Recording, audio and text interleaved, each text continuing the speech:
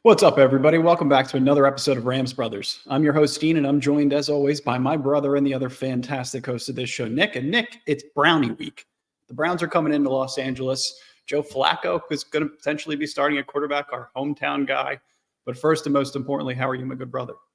I'm good, We can hopefully watch the Seattle get dismantled tonight on Thursday night. So, Awesome. and then there's a shot that we can take their wild card spot with the win over the Brownies. So things to be looking up at. I mean, so we're tied at 6-6 with Seattle, because Seattle's 6-5 right now. Here are the current standings. So we're looking 5-6, still in the hunt. Green Bay's in front of us. Seattle's in the 7th seed at 6-5. So we're hopeful that we get 2 losses from both of those squads. But I could see us jumping right into the 7th seed with a win in this game. And here are the Rams' playoff hopes. So this is via Sarah Bishop on Twitter. The Rams currently have a 36% chance to make the playoffs per ESPN Analytics. Their chances climb all the way up to 45% with a win on Sunday against Cleveland and fall all the way to 20% with a loss. So, Nick, an absolute must-win game with you in the building on Sunday, or what? Definitely a must win. I foresee, if I'm being Nick Stradamus here for a second, I foresee the Cowboys beating Seattle and then also the Chiefs beating the Packers. So there's a real, we could be in the picture come week 14, like at the very bottom at the 7th seed. And I've been saying it all year, how great it would be if the Lions hosted Stafford in Detroit. We're tracking towards that right now. The opportunity could present itself to where the Lions are the 3rd seed and the Rams would be the 7th seed, and then we'll travel into Detroit, or Matthew Stafford would come back into Detroit and try to win a playoff game in the Lions Stadium, which would be must-see TV. Absolute great storylines and tons of media coverage, and that's what we're all hopeful for. That's what we hoped for in the beginning of the season was, let's hope that this team could put together a 9-10 win season and sneak into the playoffs. That was our expectation. That was our hope. And it seems like it's finally all coming together in week 13. Finally, the Rams are coming off of their very best performance of the year. So they're 5-6. They're playing host to the 7-4 Cleveland Browns. Cleveland Browns are coming off of a loss to the Denver Broncos. So SoFi Stadium is going to be rocking. Nick's going to be in attendance. The Rams are currently 3.5-point favorites over the Cleveland Browns. And the over-under sits at 39.5. So they're 3-0 in their last 3 matchups against the Cleveland Browns, going all the way back a couple of years. Matthew Stafford has been dominant in each game he's played against the Browns, going all the way back to 2009. So both the Rams pre-Stafford are 3-0, and Stafford is 3-0 in the last 3 separately. Meetings. Separately. So is there a reason to pump the brakes? I feel like we're throwing a lot of good stuff on the table here, a lot of positive accolades in terms of what the Rams are able to do and some statistics. We feel like they could potentially win this game, but should we pump the brakes a little bit? You think we're getting too far ahead of ourselves coming off of back-to-back wins? Push the Fast and Furious Nitro button, in my opinion. I mean, I think it's a great spot. I mean, I also don't think that they cover 4.5 points, the Rams, but I think they can win by like exactly 3. We're gonna need some love for our kicker, but the fact that it's at SoFi should mean that his kicking should be top quality. Yeah, you would think. So here's what we're looking at in terms of the injury report. So it's going to be swirling over the next couple of days. So you'll see Thursday, you'll see another injury report, you'll see another one on Friday. So I think obviously the biggest focal points are going to be Myles Garrett, which I thought it was really strange that he showed up on the injury report, not injury-related rest, shoulder. So is he resting? Is it not injury related? Does he have a bad shoulder? He's coming off of a week where his shoulder actually popped. So he was on the sideline. He only was able to generate 1 pressure in 42 rushes. So the Denver Broncos had a great game plan against him. He's obviously primarily lined up against the left tackle, but he moves all over the field. You see him crossing up the center. You see him kind of doing everything that he possibly can to be able to find an advantage, which is why he's the favorite to win Defensive Player of the Year. It's why he's the best pass rusher in the NFL. So I think that if you're looking at an injury report, obviously they're missing guys like Deshaun Watson, Nick Chubb, which is just a massive, massive vacancy. But Jerome Ford and Kareem Hunt are picking up some of the slack there. They may potentially be missing Denzel Ward and Myles Garrett. And then you're looking at some of these other players that showed up on their injury report: Kareem Hunt, Marquise Goodwin, Amari Cooper. Like, that's a lot of the bulk of their of their identity, right? I can't imagine they're able to put together a game where they could win handily, control the clock, and not commit any mistakes when they have this many key personnel potentially missing the game. And a lot of these guys will fight through the week and could fight to play on Sunday. But just the fact that they're banged up, I feel like is an advantage for the Rams. It's definitely on paper a tactical advantage, but this is just something from like the gambling Mephisto that I have learned as a gambler. Like sometimes I'll just be like, oh, like basketball, Giannis isn't playing, so the Bucks shouldn't win this game. And then everybody else on that team steps up in his place. And that happens time and time again. It happened against the Packers, the Lions on Thanksgiving. The Packers had no reason being in that game. They were like down their best running back and down like their best linebacker, I think. Yep. And they go out and they put out their best performance of the year. So there's always whenever somebody goes down, there's a guy that is wanting his whole life to start on the NFL. So just, good point. I know because that's what we've done in the past on this podcast. It's like, oh, we're playing against San Francisco. They got no Trent Williams. They got no Deebo Samuel. This is a win. Like it's an advantage for us. But in week 14 in the NFL, when you're banged up to this level, when you have key personnel that are generating 7, 8, 9, 10 pressures in a single week, and Myles Garrett to just be limited to one pressure and a shoulder injury, to then have him come up against us in Los Angeles, I feel like is a huge advantage.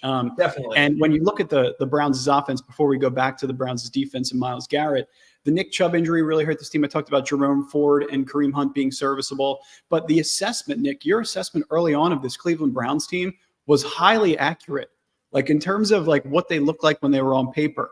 They're a really tough squad. Like I think that being an 11 and 12 win football team was not out of the cards for this team if Deshaun Watson stayed healthy. But, with Deshaun Watson and Nick Chubb and Amari Cooper and Elijah Moore in the slot, and then Cedric Tillman from Tennessee on the opposite side of Cooper and David Njoku. And then they've had success drafting the right tackle in DeJuan Jones, who started all year. Their center's a good player. Their defense kicks ass. Like the question mark in the history of the Cleveland Browns has been the quarterback position. And right now you're looking at the biggest question mark that we've seen all season. It seems like it's going to be between DTR and Joe Flacco, and PJ Walker isn't even an option. So it would be heavily reliant on DTR status, potentially clearing concussion protocol. But it seems like it's going to be this guy, Joe Flacco, in line to start for the Cleveland Browns on Sunday. He is elite. It's a Super Bowl winning MVP quarterback. I mean, I think that it was a smart move for Cleveland. I think they just won some sound, mistake-free quarterback play, a quarterback that can make all of the throws. There's a fear that DTR and PJ Walker can't do any of that stuff. So it could be an advantage for the Browns to have a quarterback with this kind of experience in the roster. Regardless of how many snaps he's played this year, which is 0, I think Joe Flacco is the best quarterback in that building, 100%. I think it's funny, when he was on the Jets, I think it was last year, the Jets had the Browns had like a 99% victory. Flacco goes down, scores a touchdown with 30 seconds left, and then they kick the onside kick, and then Flacco scores another touchdown. So he's primed, he's ready, he's the best guy on the bench. He's kind of who I wanted the Rams to pick up after before Brett Rippon. For some reason I just knew it was going to be Wentz, because I knew we live in the worst possible version of the world. But the bones of this Browns team, exactly who they are. They're going to punch you in the mouth. They're going to knock you down. And if you add just a mediocre quarterback to the other side, as opposed to what you saw from the last 3 weeks, I think they are legitimately right now a Super Bowl contender with Joe Flacco. Call me crazy, but I've been saying it all year. Their defense is that good in a season where Tom Brady wants to say there's a lot of mediocrity, and I kind of agree with them, especially in the quarterback position. So if you just have a really strong defense and you can keep these games under 40 points where you're scoring 20 and the other team scoring 18, that's my alarm to tell me to stop talking about this tape. But I think they have a really good shot. I think this is a really bad place for them against us, because, it's in LA and this is the first Joe Flacco potential start. But, in the foreseeable future, I think they're the best team, not in their division, but they're like the top 3 AFC teams still. Yeah, it's going to be tough. Here's me and Joe this past summer. Looks like we just ran into each other, have a share and a drink. This is the kind of quarterback that can definitely win you football games. Obviously, I had to drop the pick just to show off that Joe Flacco is Joe Flacco was like, is that Dean from the Rams? Me and Joe are not friends this week, unfortunately. But if we see each other at the Jersey Shore this upcoming summer, we will make sure to share a drink. But yeah, it's one of those kind of players that is a little bit more obviously experienced than DTR, has more professional experience than PJ Walker. PJ Walker is a guy that came from the XFL.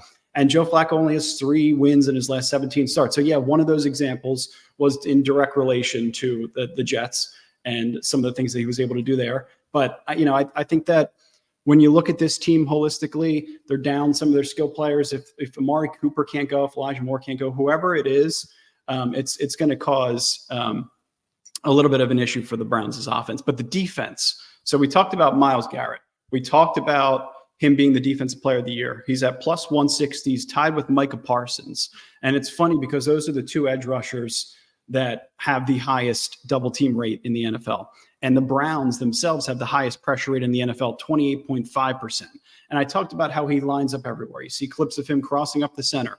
You see his power and his leverage just to be able to get underneath the blockers and create pressure opportunities for himself and for other players.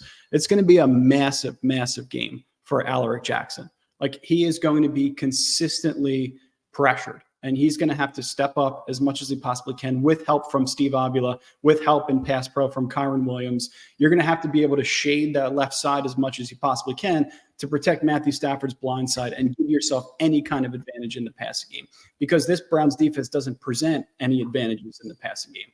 So you have to be able to give Matthew Stafford some time and then also be completely balanced, be able to run the rock and be able to throw the ball in certain situations. I think the Rams win the game if they can find a way to get the ball out of Stafford's hands in like 2 to 3 seconds, because I think with our younger offensive line, there's a real chance that they just get gobbled up all day. Yeah, I mean, this is what you have to do to Myles Garrett, right? This is a very, very clear holding call, hands to the face. I also wanted to flag that this might have been the play where Myles Garrett hurt his shoulder, or he was playing snaps after he hurt his shoulder, because a bicep is not supposed to look like that. When it's fully extended, it looks like there's something missing in his shoulder or the pop occurred. So this could be an extreme advantage for the Rams. Obviously, you can't hold Myles Garrett across the face, but if you're able to give him extra help in terms of Alaric Jackson, Steve Avila, Kyren Williams, whoever else you can shade to the left side to protect him, it'll leave Rob Havenstein on the right side with ZaDarius Smith, which will be a very, very difficult matchup. But that's where they have skill. That's where they have key personnel, is the edges. Interior defense, their linebackers, their interior defensive tackles are much less effective. So they're very reliant on the pass rush getting home and those guys containing the edges. Kind of the opposite of us, honestly. Yeah, pretty much. We have way more strength in the interior defense. Yeah, it is weird. Like obviously last year as well. Like it was a down year for Donald and like the defensive player of the year, but like he's not even like mentioned anymore. I think it's in direct relation to how well your team is doing. It's how well your team. It's like the MVP award, how well your team plays, and then it's also like heavily reliant on numbers like sacks. When in reality, pressure is maybe a more important statistic. Generating you're going to include defensive linemen, with the guys that are literally just going in without. Right. It's so much harder to win a defensive player of the year as an interior defensive lineman versus an edge rusher. It's like it's made for an edge rusher, just like the quarterback MVP is made for the quarterback, right? It's like this is how they do awards. That's the only argument, and I'm just going to go off on a tiny tangent here. The only argument to make where people want to say wins is not a quarterback stat or wins is a quarterback stat. If the MVP is only going to exclusively be a quarterback, the guy that touches the ball every play on offense, you kind of got to include wins in there a little bit. Sorry. You got to include who? Wins in like the terms of like a good quarterback argument. Understandable. Yeah. Yeah. Yeah, I get it. I mean, it can definitely be Like, I feel like wins is a direct correlation to how well your quarterback is playing, right? Because Josh Allen makes a ton of mistakes. That team's 500. Jalen Hurts can make plays on the ground. He makes some mistakes. Their defense picks up for him. Their offensive line picks up for him. And they're 9-1, 10-1, right? So You think Jalen Hurts is the MVP? he is right now. Yeah. Yeah, he's the favorite. I think he's the favorite at like stay healthy. I think he's MVP for sure. Yeah, I think he's the favorite right now. So, I mean, unless he's got to go against the Browns' defense and then the Ravens' defense and the 49ers' defense, like these are really, really tough defenses. And we got the Browns and the Ravens back-to-back weeks with great edge rushers. So the one thing I wanted to flag too is I think the Rams' duo run scheme is going to be a really nice counterpunch, especially when they're in short motion. They've been using a lot of that to get leverage at the line of scrimmage. You see with Puka Nacua, you see with Tyler Higbee, and you can imagine that the Browns are going to put 8 in the box on obvious Rams run plays to try and force them to be one-dimensional, try to force them to pass the ball and take shots on explosives. He's the only running back, Kyren Williams, to have over 70 carries in a season and not face a stacked box once. And the Browns are coming off of a game where they allowed 110-plus rushing yards to Javonte Williams and Samaje Perine. Russ only threw for 22 times, 22 attempts compared to 39 rushing attempts. That to me would be the template, right? You want to kind of condense the pass game. You want to get the easy completions when you can, but you want to be able to establish the run, win at the line of scrimmage, and be able to pound the middle of the field to alleviate some of that pressure on the edge. Yeah. I mean, coming off of what we saw last week, there's no reason why the Rams should abandon the run at all. Not against this pass rush. Yeah. This should be, you should really try with your, double-headed Desidroya or whatever the name of the 3-headed Godzilla dragon is, even though there's only 2 heads in this one. There's run the ball is what I'm trying to say. Roundabout way of saying you should absolutely focus on the run, do it creatively, put it do a pitch out to the left, maybe even like a little double pitch. But yeah, I'd like anything to keep the running game going strong. So I think that is my key to victory. Do you have Dean's keys? Do you have any? Yeah, we don't have all 3 keys broken out, but to me, this would be one. So we'll call this the key of the game. When the Browns have only allowed 142 passing yards per game, I believe that's the number. They've allowed the least passing yards in front of Dallas and Baltimore, who we're going to see next week and who we have already seen. So 3 of the best defenses against the pass. They've allowed the least yards per game in the entire NFL. They're right under 250 and have allowed 320 fewer yards than any other team. So a massive key is be able to convert on third down. So whether that's running, that's passing, because on third down, their conversion percentage is at 27% allowed by the Browns. And the Rams are coming off of a week where they converted 50% of their third down attempts. So to me, the defense isn't as good against the run.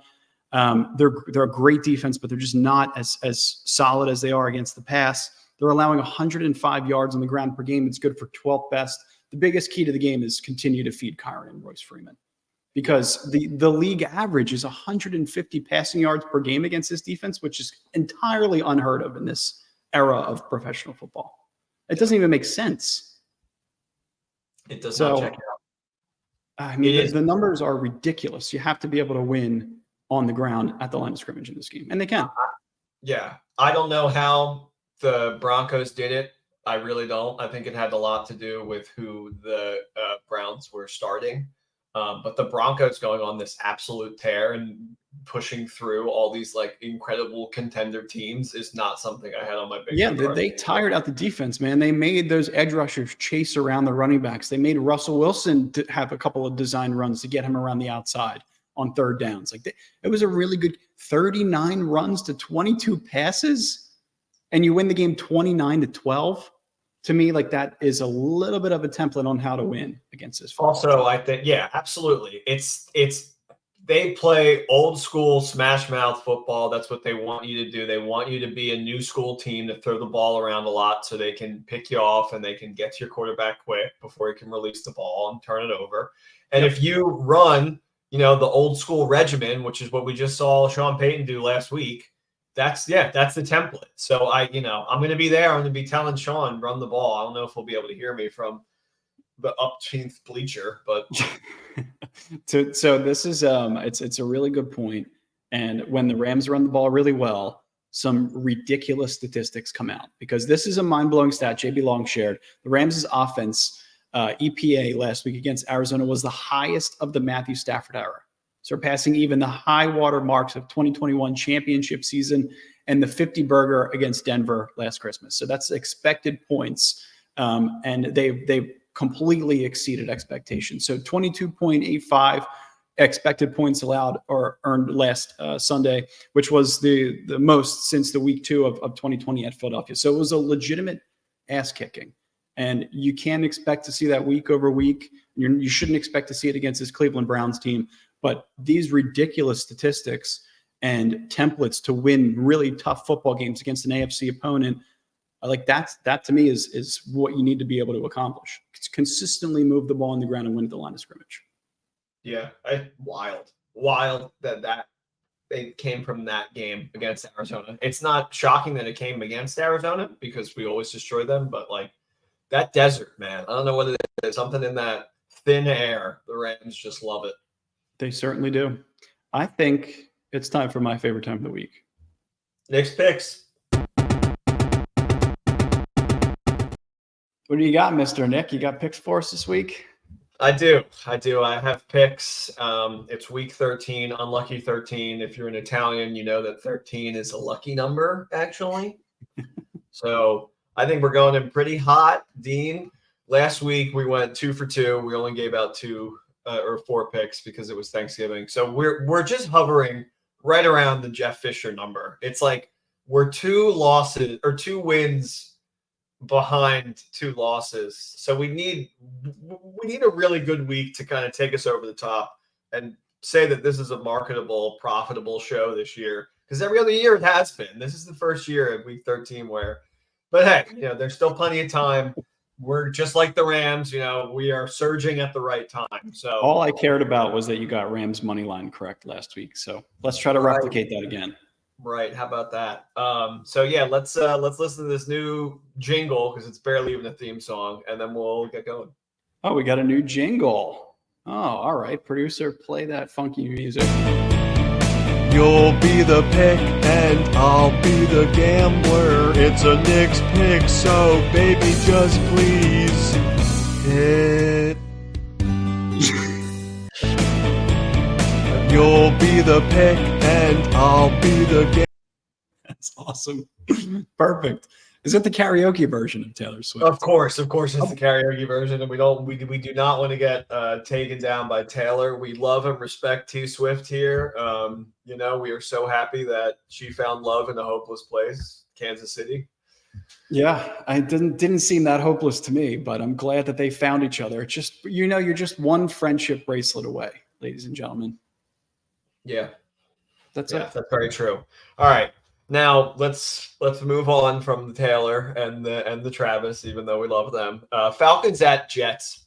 This is probably to stay away for everybody else but me, but I think I'm gonna have to stay on. I woke up today with a vision. That's so Raven style. I looked to the left and the camera zoomed into my eyeball, and I foresaw Baker's Bucks hosting a playoff game.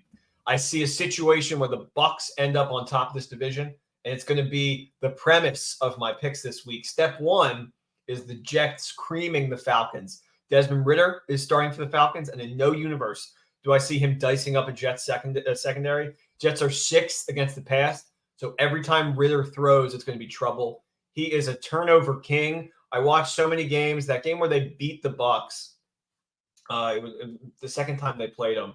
Ridder had 2 red zone turnovers that ended up both being touchbacks. I wanted to pull out my hair. That was the worst. And they asked him to run a lot, but that's when he gets the strip sacks. And that's what the Jets want. That's their bread and butter. They have been turning the ball over in their opponent's territory because that's sometimes the only way they get in the red zone. I kind of wish we were seeing Zach Wilson in this one. I know he's not supposed to play. I think he should play. I just like the idea of a Zach Wilson versus Desmond Ridder game to just torture myself with. Either way, give me the Jets plus 2.5. I think they win outright, but let's take the home dog points. 12-15 Jets. Jets. What a horrible game. I'll tell you what, I will not be watching. What's next? Good. Carolina at Tampa. So Tampa is going to be bumping down in southern Florida this week. Yo-ho, yo-ho, a Pirate's life is for me. A chance to reclaim the division, sort of, with a win over the Panthers. I imagine the Bucs are foaming at the mouth for this one.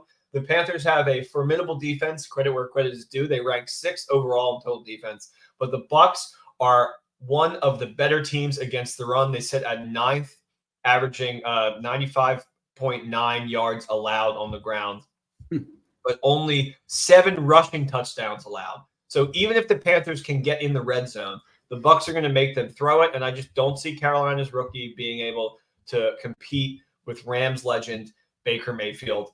5.5 just feels kind of insulting. I mean, yeah, it's a divisional game, but the Bucs have been battling with some of the best teams this season, coming away short most of the time. But I think those punches in the gut are going to help them turn the season around. Give me Bucs minus 5.5 with a real chance to steal the division this week. I like 27-19 Bucs on top, and that score will be enough to cash in the over, which is also at 37. I still like the Saints in that division, but that opinion could change by the time we play them in a couple of weeks. So listen, and yeah, the Saints are not good. They are not. I mean, they had every opportunity. They had like 4 red zone tries last week. Everyone was a turnover. One of them was the worst Derek Carr pick six I may have ever seen. Yeah, I believe it. I believe it. You also got an over on this game, I believe. Yeah, over 37. And I know it's a divisional game, and overs in divisional games after week 10 are always dicey in division, but some of them do hit. And I just think this is a chance where the Bucs are just kind of be rolling early and often. So, and then some probably garbage time touchdown for Carolina that helps. So you got what, 3 of the 4 NFC South teams already in your first 2 picks? Listen, Falcons, Carolina, and Tampa. The division that I would be completely staying away from. You have dove in and said, "I'm going to win some money." This is what happens when you have that's a Raven vision at like 6 a.m. Dolphins at Commanders. So we're taking a step out of the South. Commanders at home are given 9.5. Am I insane to think that the Commanders can actually win this game? They're the Jekyll and Hyde team this year. They show up. They can't really ever close. They throw these big fireworks, but they can't really control the fireworks. The Dolphins will be ripe to score. But I just think the Commanders are going to score right back. I think if you were to comp a team with the Dolphins in the NFC, who they're most comparable to in the NFC, I think it's the Eagles. And the Commanders, both time against the Birds, they covered. They made a whole lot of big plays, and it was a close game. Jalen Ramsey absolutely is going to pick off Howell, but I'm sure Howell will throw some tutties in there too. Plus 9.5 at home, I think is just too much. I really love what they're doing down there in Washington. I think eventually they're going to turn it around, probably next year. But I think they do have the quarterback of the future. If you have anyone on either of this team this week in fantasy, I suggest you play them because I think it's going to be an exceptionally fun one. I think the score is going to be somewhat like 35-32, Dolphins on top, but Commanders cover that plus 9.5 quite easily. Yeah, I think that game goes over in terms of total points. That should be a fun one to watch, even though it doesn't. Over-under's at 49.5, so it's going to be. That's going to be a high-scoring game. And then you got a quick pick for us. Yeah, so Jets plus 2.5, Tampa minus 5.5, over 37 in Bucs Panthers, Commanders plus 9.5, and then my quick pick, going back to the South, give me Lions minus 4 in the Dome against the Saints, so the Bucs have a chance to be like Loki at the end of season 2, sitting on the throne. Oh man, do they need that one badly coming off of a Thanksgiving loss? Oh, yeah. I mean, both teams really, I think this one's going to be a little scrappier than most people think, but I also think that I think the Lions will be able to cover 4. It should be fine. I might do a little Lions Rams tease. I like it. I would agree, brother. I think that's a good bet. I think Lions minus 4 might be your best one on the slate, but we shall see. If you guys are enjoying the content, if you guys are enjoying listening to the podcast, make sure that you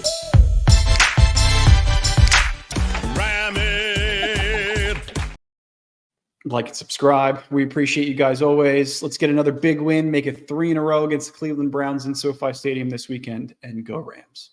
Let's make it 3 in a row so all the Colin Cowherds and Jeff Eisens can say, getting hot at the right time.